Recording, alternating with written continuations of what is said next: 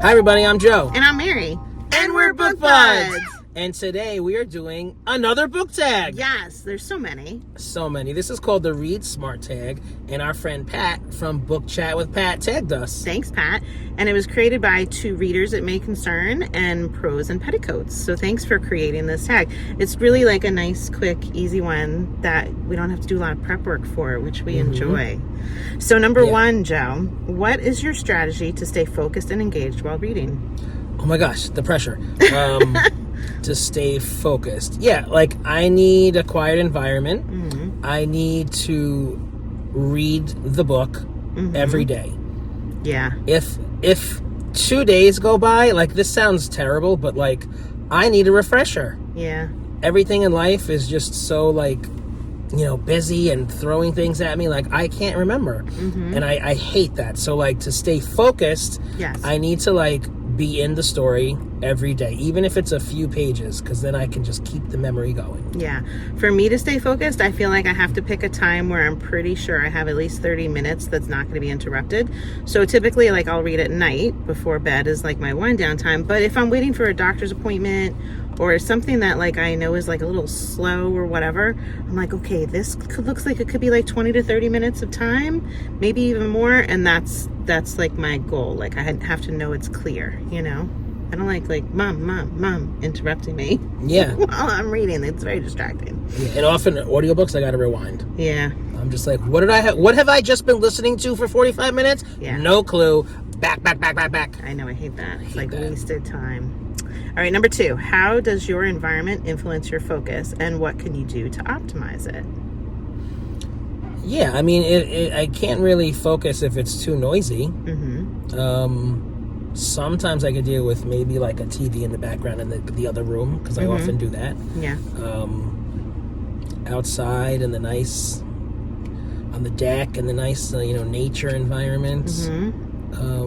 As long as someone's not screaming in my face, I'm fine. Yeah. I like to be in a comfortable chair.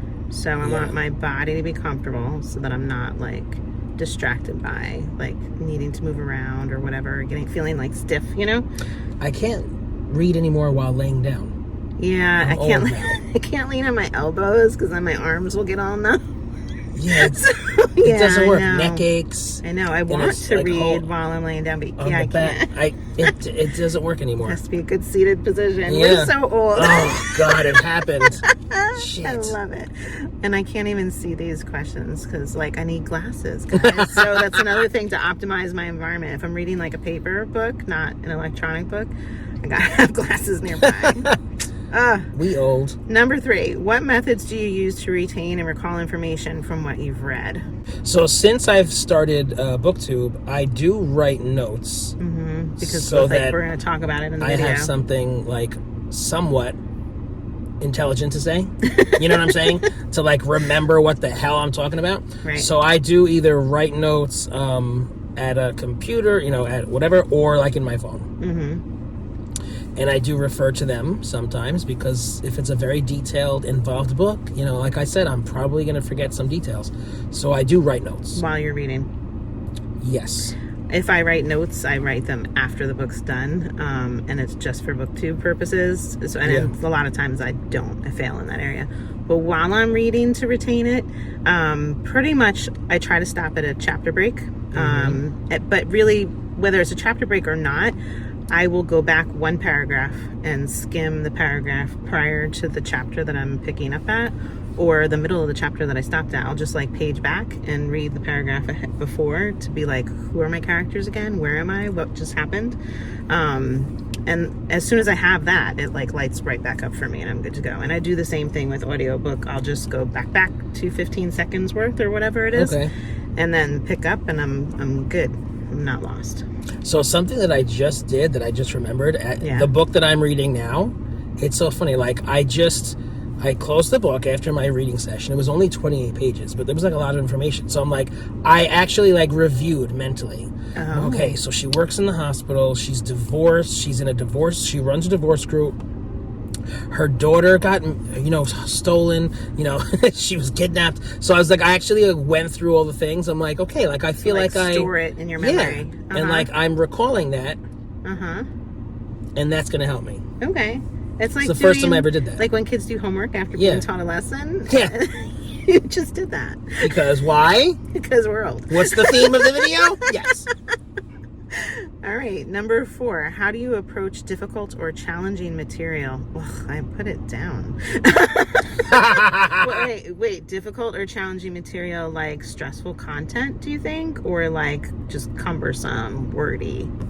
How are you answering this question? Like challenging, difficult to follow, wordy, heavy. Yeah, I just don't read it.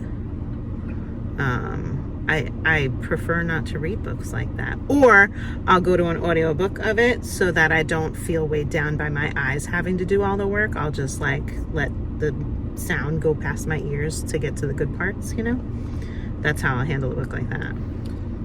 Okay. Well, I definitely approach it differently. Like if I'm reading like a thriller for entertainment or whatever, like not to sound like I don't know, like some things I'm just gonna read it and I'm just not gonna care if it's like certain things are lost on me. Yeah, just power through. Right? Like I'm just gonna read it just for fun. Yeah, get what you get. I do enjoy certain books that could possibly be a little bit too much. Dense, yeah. Like I do like the historical fiction, and I just like a variety of books. So like if I really want to read that book, like I'm definitely going to like read it differently. I'm gonna like really pay attention. Like, and I know the feeling. It's very different. I'm gonna like try to process it as it goes along. Yeah, and that's when like if I'm in a situation like that, like I'll be like, wait, let me reread that paragraph because I really want to digest what this was. This is important, Yes. Yeah, agree. Mm-hmm. Number 5, what role do note-taking and annotation play in your reading process? You kind of answered that, right? Yeah, none except for BookTube. Yeah. Like I don't annotate. So I don't either at all. But I have to tell you what my daughter does. So because in school they make these kids stop and jot all the time, like they got to write on Post-it notes and slap them in the book or keep them in like a reading log. It has turned my daughter into somebody that can't just read a page and move on. She's got to put little tabs about like what topic or theme it falls into. Before she even starts reading a book, she picks what tab colors she's going to use that coordinate with the cover. And then she makes like a table of contents of what color means what theme that she anticipates is going to be in the book. And her books are tabbed like you would not believe. Oh, God. They are all over the place. And it takes her like, I don't know, I feel like 5 times longer to read this book because of her annotation process. And one time she was like, okay, I've been with this book too long. I just need to get through it. So I think I'm going to skip my annotation. I was like, oh, good, And then she starts picking up and she's like, no, this is too good. I changed my mind. I'm getting my tabs back out. Oh, no, the tabs. No, it's crazy. That's what it is. So my friend who gives me a lot of the books, like he underlines the books. Mm-hmm. Like it's all underlined. And I'm like, I don't underline in books because I don't want to like ruin the book. Right. But like it's fine if people do that. But like he's underlining them and then he's giving them to me. So like what did the underlining What's do? the purpose? Right. Friend, if you're watching 11 minutes in, like why? Right. You gave the book to me. What did you underline it for? Do you go back and read it? I'm making fun. Still give me books. Thanks. Love you. I love it. Okay, next one. Number 6, how do you balance reading for pleasure with reading for personal or professional development? So, I have a good answer for this. Mm-hmm. So now, everything is like a Zoom meeting or a conference call. Any courses that we're going to take for, like whatever license you have to upkeep, like it's all virtual. Yeah, there's no reading. So like I'm not reading anything anymore. I'm not reading an article from a freaking magazine anymore. Yeah, reading for school and like all of our development and professional development, it was cumbersome and terrible and it destroyed me as a reader. I didn't read. Right, I completely stopped reading for pleasure. And I hated books. I was depressed. Right. So once that was done, I was like, I'm not touching them ever again. I have a whole shelf of all these professional development books and whatnot, but I will not read them. Yeah. But there are people in our profession that love to read research, that like keep up with all, and I admire that. I think it is a beautiful thing. And when they can like quote new research, I'm like, damn, they're intelligent. And I mean, we're intelligent too, but like, I can't, my interest is not there. You know, we keep up with the new trends in other ways. We don't have to read them. No, I want someone else to read it, and then I'll pay them for the course, and then they could give me the highlights. Exactly. Like, I'm sorry, guys, but I'm not reading a scientific journal of any kind. Exactly. So that's how we keep our balance. And this is all about work-life balance. We read for pleasure. Yeah. So that we are happy and well and not always thinking about work. Right. Yeah. Absolutely. Good answer. Number 7. What is the importance of setting reading goals? I mean, I never set reading goals until BookTube. Yeah, it's just fun to do when we do it, but a lot of times throw it out the window, so you don't need it. Yeah, I don't really like to be told what to do even by myself. Yeah. I guess I'm like a true mood reader, which I kind of hated that term when I first heard it. I'm like, oh God, it's like one of those like, new age term, mood reader. But I think I'm a mood reader, wouldn't you say? Yeah, I think a lot of us are. Like, yeah. Well, see, I don't know. You're very if I say I'm going to do something, I do get militant. And like, even if you don't want to read it, I feel like you read it. Yeah, I do. I can't do that. But I throw in other ones that I want to read in between. Yeah. Yeah. But I don't know. I feel like for me, my only important reading goal is from years ago when you said to me, Mary, we need to read more. And this was like before we ever did Book Buds. We were like trying to do self-improvement things. And he's like, do you like to read? And I'm like, yeah. He's like, we need to read more. It's good for us. And that's the very basic goal there. We need to read more. Keep it present. Yeah. Beyond that, I don't think we have to have reading goals. When we do it for BookTube, for me, it's kind of fun because then instead of like really digging and having like millions of books at my fingertips, I think like, of these ones I said I was going to read, which of these do I want to pick up next, And it gives me a little focus, but it's not necessary. No. Yeah. Okay, number 8. What are some strategies for overcoming reading slumps or lack of motivation?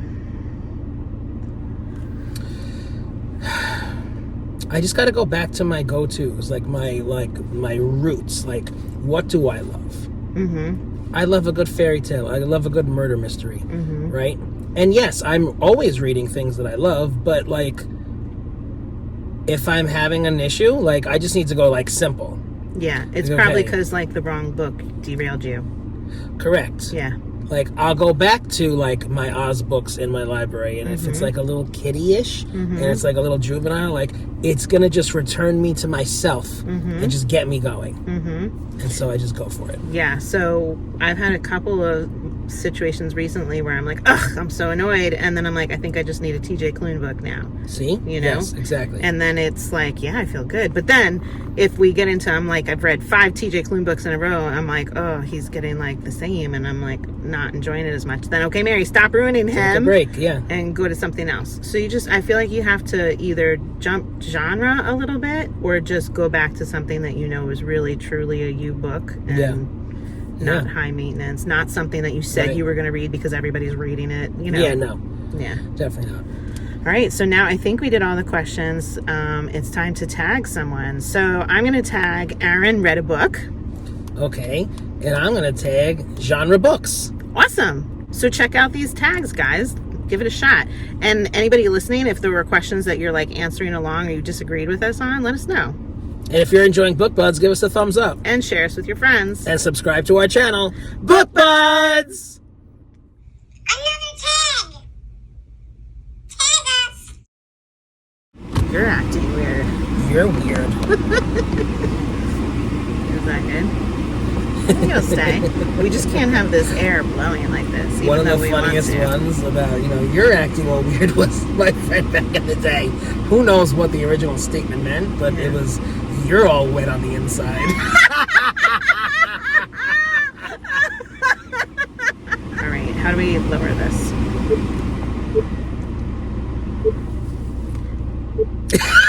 She's got to go one more. You can hear